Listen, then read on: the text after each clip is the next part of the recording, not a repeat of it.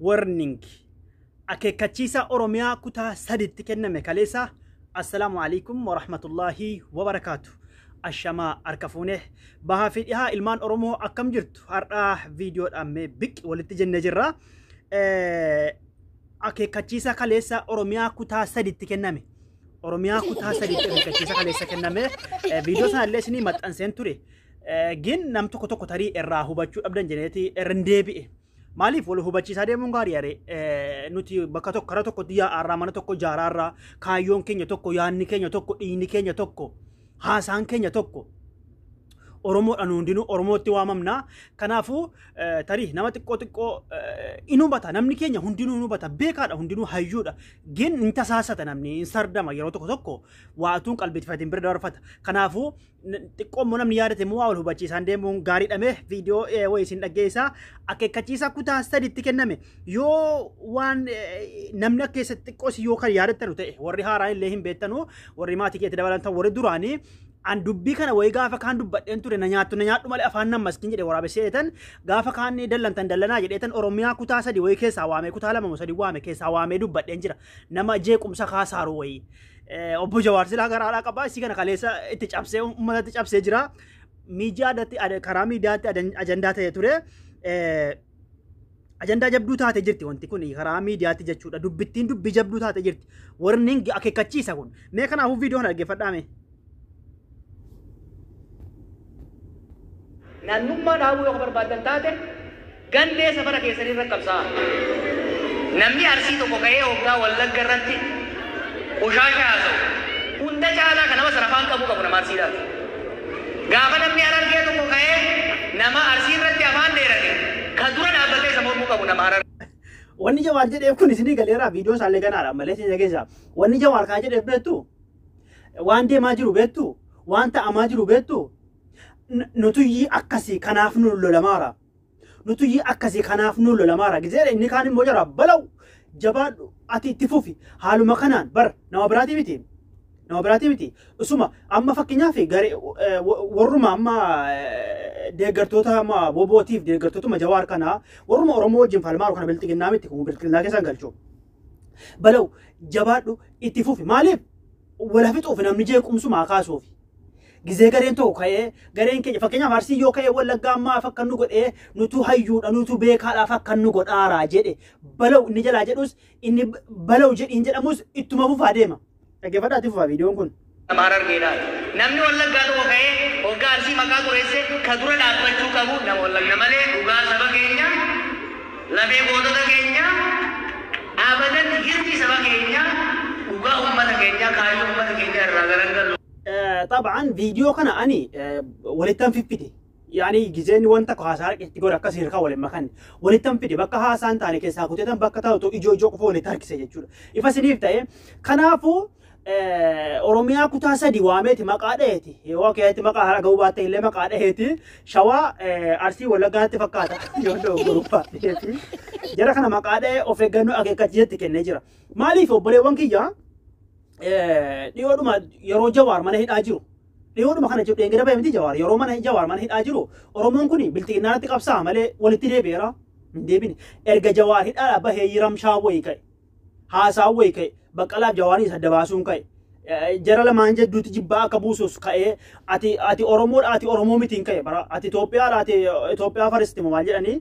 ati Oromoo faristiidha Jawaar isa Oromoodhaan duraan jedhe hin dhiisee amma Itoophiyaa faristi bakka akkas wayii ka'e.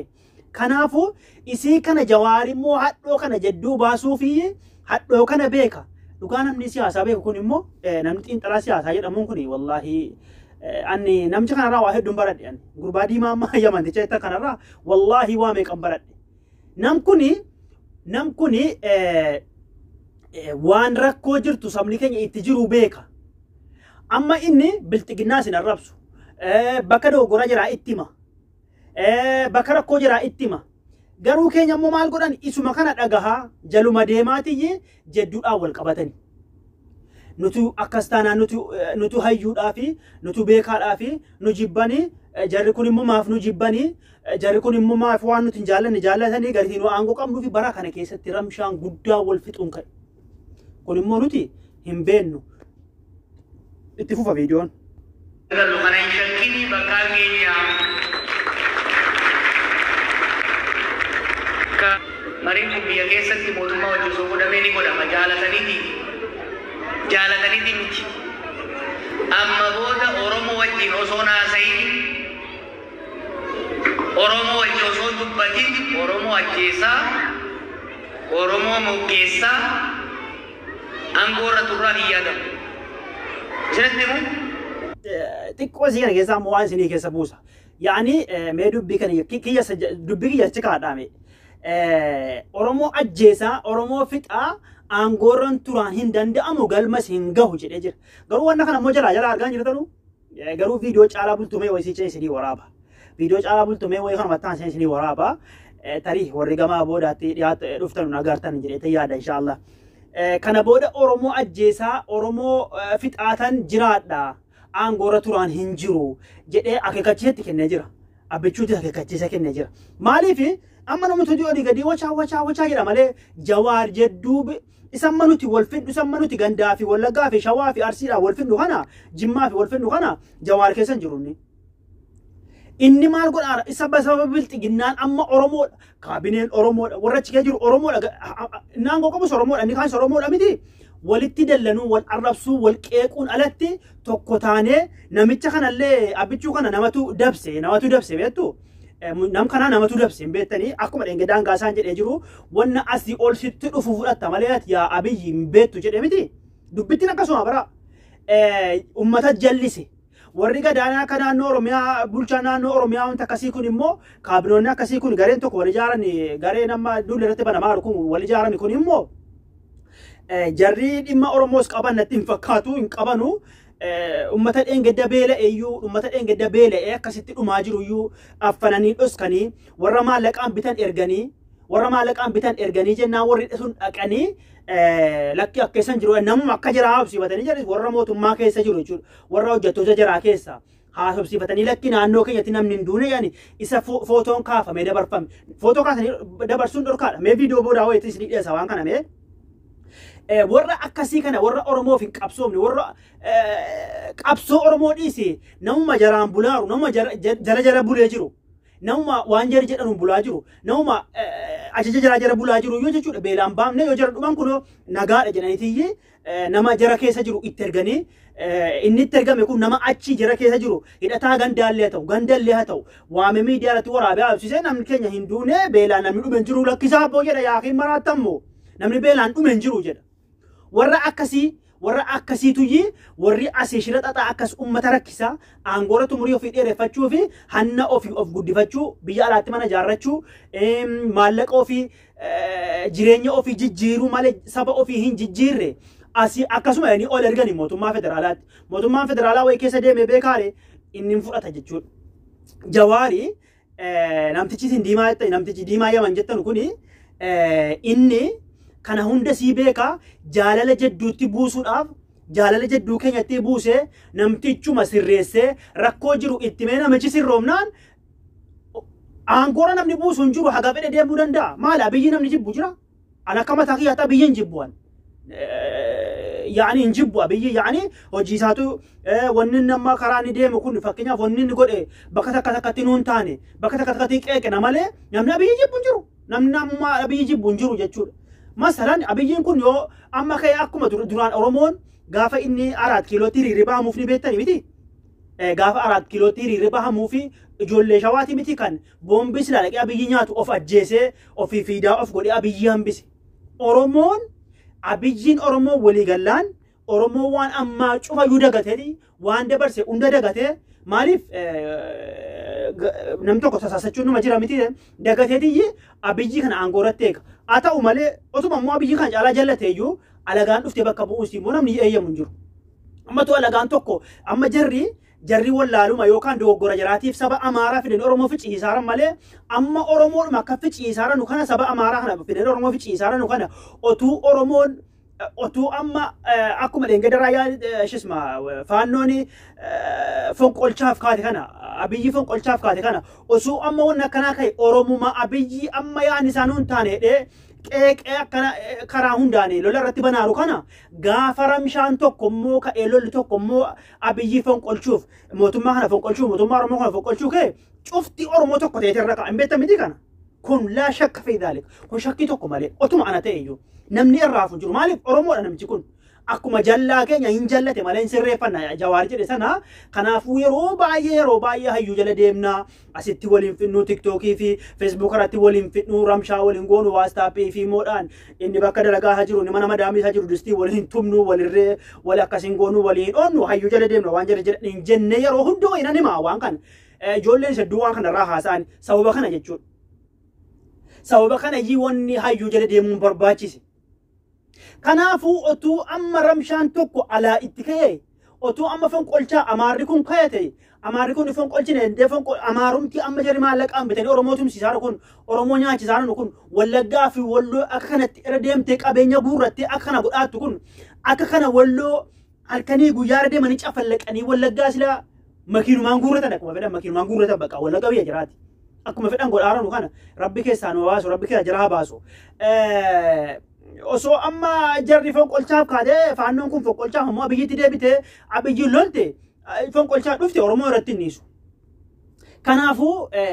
yaanni Jawaar deemsi Jawaar wanni inni amma jiru wanni inni amma irratti jiru jaalala buusee keessaa qabatamaa ragaa isa guddaa viidiyoo itti aanu kana ta'e isinii waraaba ragaa isa guddaa kanaafuu waa'ee mariin nageenyaa tolaa miti jaallateetii miti dirqama Oromoodhaan mari'ata jechuunsa la shakka fi zaalika mee viidiyootti deebina osoo dubbii Oromoo keessaa sirnaan qabne isaan kophaa miti baay'ee way nullee dookora baay'ee hojjeta osoo dubbiin nu keessaa wal cabsuutti deemuu baatte diinaan wal cabsuu wal cafaquu keessan seennu turre bee osoo nuti wal nyaachuu baanne diinaa wal cabsuun wal cafaquutti hin seennu jechuunsa diinumti iyyuu nuun hin lolu malee Oromumaan lolu osoo Oromoon wal loluu hin diinumti Oromoon hin lolu hin soraata Oromoo Itoophiyaa fayyaa soraatti Oromoo namni ittiin lolu hin jiru Oromoodhaan kanaafuu bara mallasaan waan jedhe yaadattanii anillee waan kana namarraan dhaga'e iyyuu waan kana namarraan dhaga'e wanni kun Oromumatti hime ta'ee fi waan qabatama inni jedhe ta'e Allahu a'lam lola keessatti gizee lolu sana mallas gaa xiqqoo kara mataadhaan jabaa wayiiti lola erga namni du'ee dhumee ka'e lafee fuudheetu waliin tumu wanni kun gaala qabatama ta'e hin beekne kan mata dhagayan lafee otuu tumu lafeen Oromoo hunduu cabseedhan saba hunda cabsee fixe lafeen Oromoo dadhabame humti lafee Oromoo cabsu dhibe jennaan namichi sharri miti namichi mallasaan sun sharri mee lafee Oromoo waliin dhaannaa waldaa kenni walumatti fuudhee qarxan godhee waldaa jennaan achumaan kana fudhatee ka'e maal gochuu qabna maallaqaan bituu haa ta'u waan fedhe haa ta'u Oromoo cabsuu malee nam tokko Oromoo cabsuu hin danda'u jedhe achirraa fudhatee yoo ka'e gara amantiitiin walitti buusaa hin hubanneema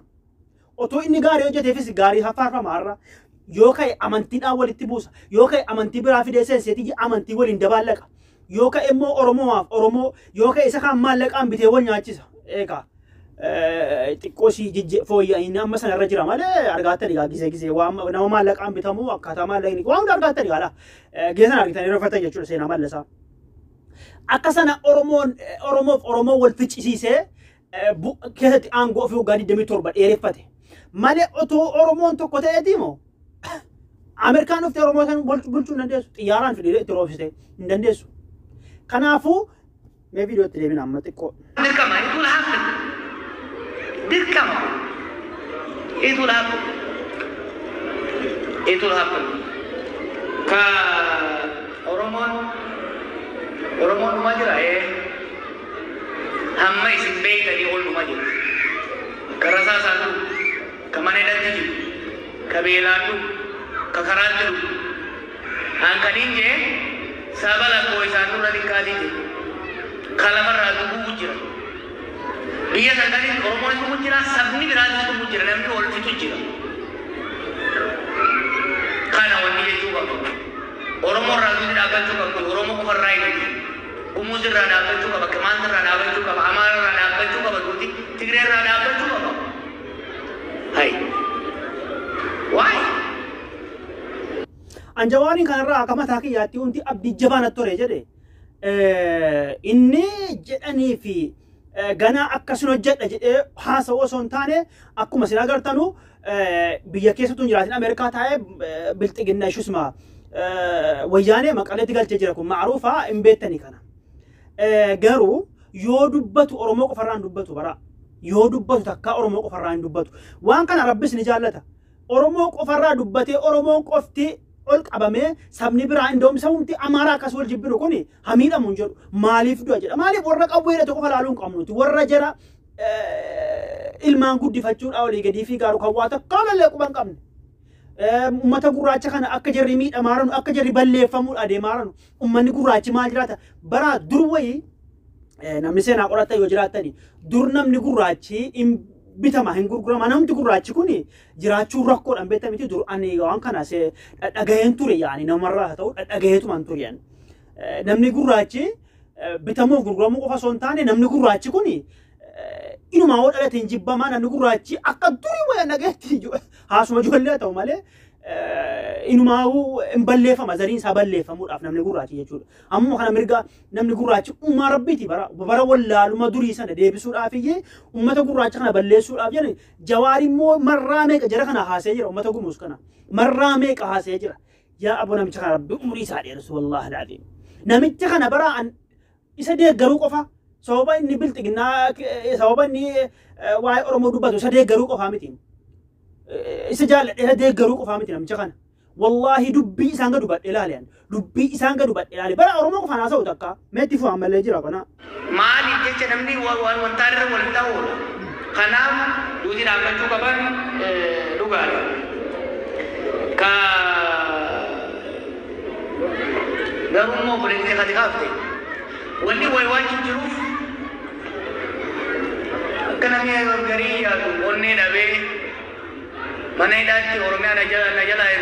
reezii godhanii Itoophiyaa daawunlood godhanii miti. That's not the case, I'll tell you. Dhumaatii hangammaa taateerra tanuuftuun na sodaachisa. Tanuuftuun na sodaachisa. Kanaaf bishaan reefu isiniin jee kan jige jala fiiganii kanumaan ol qaban. Dogoggora keenya agartanii hayyuun keenya sontinu hayyuu ennus bakka yerritti dogoggora turan agartanii annama du'ee dabarfate irra isa du'ee balaaleffatan miti jedhe isa seechi dhufuun soraataa jira jedhe isa seechi dhufu kana caala jedhe garuu bishaan darbee waraabamu bishaan jige isa inni gannamme isima jirtu jaarkaanii keessaa ol qabatanii jedhe طبعا يروهن دوي نمو مدوي قفا فارسا ولا لا وان والله وان كانوا بدين توري نمني فيديو كي يروهن تكتالتنو yoo dhageessan malee waan kana dubbadheen tureen yeroo hunda aadaan keenya isuma du'eef isa darbe duukaa ijina isuma du'eef isa darbe duukaa wallolla maal engedda ga maaruufa engedda du'aan lafeen inni tortore bolloo isaa oliyaafamaan turre du'aan profaayilii kaataan turre inni bilxiginnaa deeggartu Oromoo deeggartu sababa kana deeggartu argaata miti du'aa bolloo oliyaaftanii itti sirbaan ollee itti iyyaan ollee itti wallolaan ollee itti ramshaa godhaan ollee ajandaa godhaan ollee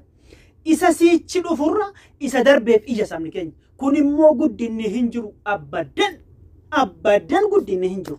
yoo maal ta'e isa darbe duukaa warra afaan Amaaraa beektanurree mammaa qola afaan Amaaraatiin mammaa ga'e keena afaan Amaaraa beeku jira ittiin caccabsu jedhanii seeka yaallafee waa eeqqaddaa bakku mamma Jawaar jedhe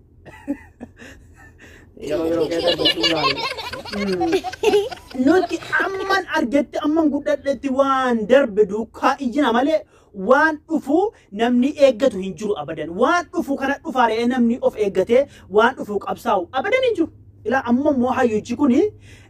kan darbeera isa siichiin soraataare jedhamee xiqqoo dhaggeeffadha ammas. Dhumaatii kana hanqisuudhaaf dhiibbaa hunda goone biyyi sun wal balleessuurraa akka dhaabatu gochuun barbaachisaadha. ስለ ትግራይ ስለተነሳው ጥያቄ